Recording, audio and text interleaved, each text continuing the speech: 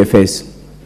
I start by submitting that I support the report because it's time now we have this discussion as a country about the issue of debt, about the borrowing done by the government.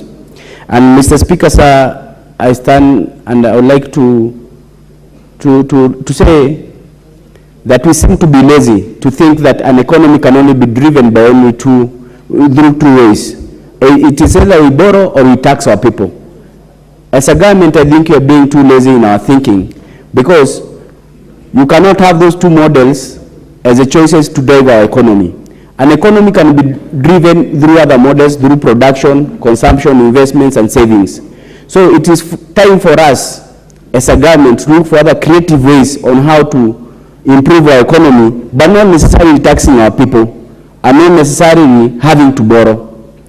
The Minister for Trade, Mr. Moses Kuria, is on record saying that our produce, 80% of our produce is lost on the farms because it is always harvested when it's overripe and it's not fit for export.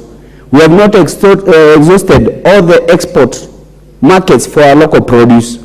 When we turn to taxing our people as the only way to raise revenue, I can tell you for sure, Mr. Speaker, sir, that's a very soon end way of killing our economy. When you say the majority of our budget is to service loans and debts, we all know the habit of borrowing is a very bad habit that can never stop. So it's time we cap our public debt at a certain level and then we adopt other ways of improving our economy. For example, if we speak to the several MDAs that we oversight as committees and the several sagas that we oversight, you tend to notice the recurrent expenditure is always 3 times the capital expenditure.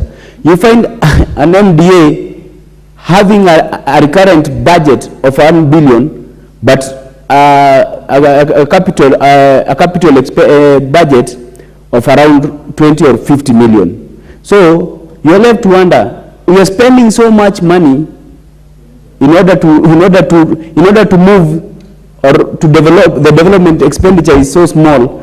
There are so many people trying to run that. So we have a problem with the way things are done, with the way that these finances, as much as we are borrowing them, where they go to. The other issue is we have very qualified economists in this country who should be put on the table to solicit for cheaper loans. We are borrowing on the high, and at the end of the day, this will catch up with us. Because you've seen other republics what have happened. The people who lend their money have come over and taken over institutions that are very serious. Like some other places, the ports have been taken, the airports have been taken by these foreigners who are lending us money. So it's just a matter of time before even us as Kenyans, we are caught in the mix. I'd also like to speak to the issue of the expenditure of these loans. That's a very, very challenging part, and that's why we seem to lose it. Because, as Mr. Osoro has put it, the expenditures that are being done by various government institutions are not even in tandem with the economy. People are living beyond their means through government money, and this money we are borrowing it heavily, and then the government of the day has chosen to go to borrow in the domestic borrowing way. This is a very big challenge for us as a country, because with the passing of the finance bill, there are a lot of taxes that are being put on Kenyans. Then if you go to compete with Kenyans for accessibility of cheap loans in these banks will always go for the government because the government has a higher collateral. Business people will not be able to access those loans. Currently, they have increased their rates and it's becoming very expensive to get loans. Where are we going to get this tax from if we kill the businesses that are supposed to pay the taxes?